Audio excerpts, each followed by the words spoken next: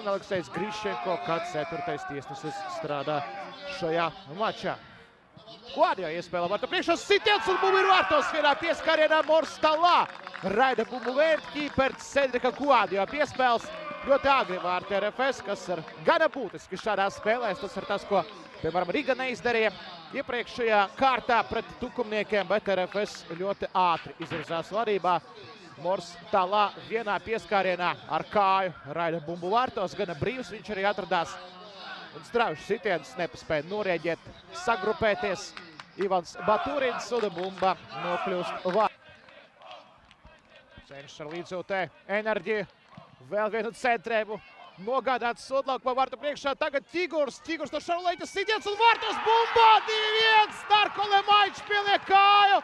RFS izskatās, ka tomēr nepārrakstīs vēsturi savstarpējos mačos pret Tukumu.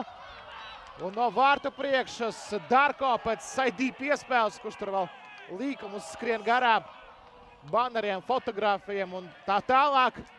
Un RFS panāk 2-1, bet vien otrā puslaika kompensācijas laikā. Darko Lemaičs šoreiz